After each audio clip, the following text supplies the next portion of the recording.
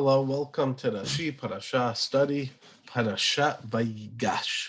This week we'll be seeing one of the first Pesukim in the Parasha when Yehuda tells Yosef in the confrontation, Al Yihad Apecha Be'avdicha Hi Chamucha Kefar'o.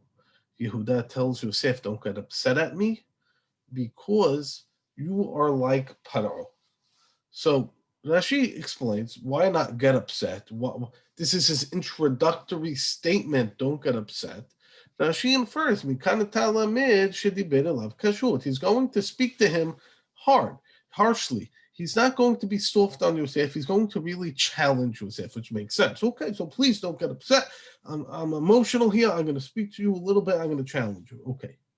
But then he says, Ki chamucha kefaro, because you are like Pharaoh. So what is you being like Pharaoh have anything to do with don't get upset? What does that have to do with the claims that Yosef is going to make? So Rashi comments and he says, Ki chamucha kefaro hashuvata be'ainai kemelech. Ze peshuto. According to the Pshat, I view you as Pharaoh. Therefore, don't get upset. I don't want you to get upset. Don't think I don't respect you. I respect you tremendously. You, to me, in my eyes, are like Paro. So therefore, don't get upset about what I'm about to say. But there's a problem here. The problem is, if I look at Yehuda's speech, it doesn't seem to be any good reason for why Yosef should get upset. Yehuda says, listen, at the end of the day, he says, listen, my father's going to suffer tremendously. Take me instead. And therefore, I'm responsible for him. Take me instead. And as she comments, take me instead. I'm even better than him. I'm more capable than him. For whatever you need, I can do it. So what's this that he spoke to him kashot? And he has to say, no, you're like Pharaoh. So therefore, we have fascinating midrash. Rashi brings down three explanations about what kamucha kefaro might mean in a different way.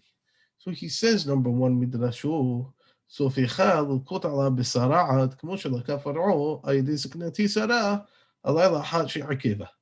You're going to get sara'at, just like Paro, not this Paro, but the Paro of Abraham Avinu, who took Sarah for one night and he got Sara'at. If you're going to take Binyamin, you're also going to get Sara'at. You're going to take away one of the people from Am Yisrael, you're going to be punished. Kamucha kefaro, the same punishment Paro got. That's Midrash number one. Midrash number two. Davar aher. What Paro goes in, when Mekayem, Paro decrees and he doesn't fulfill. Maftiach vein or Hoseh. Afatachen, you're doing the same thing. Why? What are you doing? Is this what you told me? You just want to put your eye on him? You're like Paro. Paro doesn't listen to what he says. He says things. He doesn't fulfill what he says. He's not really honest. You're doing the same thing. You said something, but you don't really mean it. You just wanted to put your eye on him. This is putting your eye on on Binyamin, that you want to now take him prisoner. And thirdly, I'll kill you. I don't care if you get me aggravated. If you really want to go till the end of this, I'm willing to fight for it. I'll kill you. I'll kill Paro. I don't care. Okay. So we have these midrashim coming up, wild midrashim that are not so much in the wild in the sense of, wow, like they sound unrealistic, but they sound very powerful. Why is the midrash coming? And Rashi brings three different midrashim of creating these antagonizing comments of Yosef. And it seems to be obvious of what they're trying to do. He's telling Yosef, don't get upset. I view you like Paro. And he tells him something very nice. So what do you need to tell the guy? Don't get upset. Wisdom, kind of tell him, the better love kashur. So therefore, Rashi brings in the midrash which is supporting the peshat of Al Yihara Pecha Be'avdecha, that Kamucha Kefaro somehow or another is an instigating comment. And what really the Midrash is teaching us to do, and Rashi also, and I think this is important, is learn to read between the lines. It's not always so simple, especially in any negotiation and any conversation. In human terms, we talk about, not in a book, but just we talk about reading between the lines. What did the person really mean? Dissecting the conversation. How much more so when we have snippets of a conversation in a book that's limited, in the Torah that's sparse on every word. How much more so do we need to be able to read between the lines? So yeah, it could come off as kamucha kefaro.